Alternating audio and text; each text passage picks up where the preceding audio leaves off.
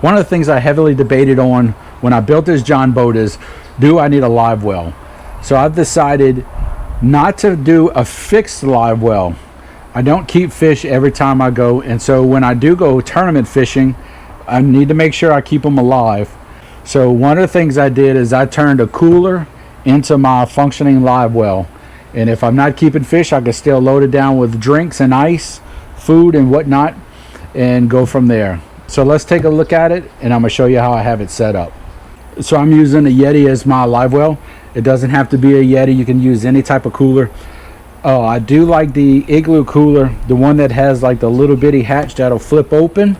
I think that is a little bit better.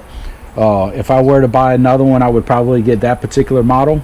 That way you don't have to worry about when I open this up, my fish jumping out. It kind of is it's a lot more secured. You can keep the lid latched and also just open that, slide your fish in and close it and latch it back. But as far as the aeration system, when I'm not keeping fish, I don't want my ice chest strictly live well purposes only. So I am able to pull the unit out, fill it up with ice, fill it up with drinks, and go about the business. I don't have to have it just set up for a live well. So let's take a look. Let's open it up and take a look on the inside, and I'll show you how I keep my fish alive. So this is the fish saver. I bought this at Academy for like 30 bucks. And I tell you what, it works absolutely great. This is what I use for my live well. So when I want to fill my live well up, I'm not going to take this big heavy Yeti cooler, stick it over the side and fill it up with water.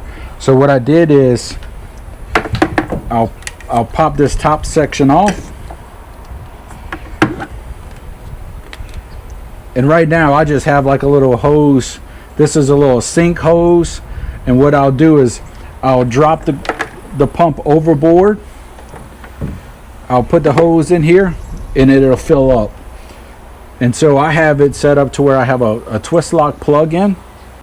Once my live well is filled, I will remove the hose. I'll add this spot back on, and it's got these suction cups is what I like about it. I'll suction cup it down, and I have it adjusted to where when I close my lid, it'll close. You may have to trim this little tube here. You may have to trim it a little bit. That way won't hit your lid and damage your pump. So once the pump is in, the fish are in, let's turn it on. Fish are in, everything's good to go. I have a little plug in right here. I'll open the plug, clip it, and we're good to go. We're running, we're making bubbles, and our fish are healthy. Once I'm done, I'll disconnect it, or what I'll do is I'll leave it on. When I'm ready to get rid of my fish,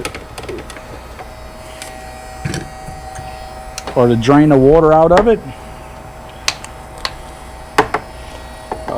put the plug, throw my little hose overboard, and we pump it out. And that's my system. This is how I have it set up.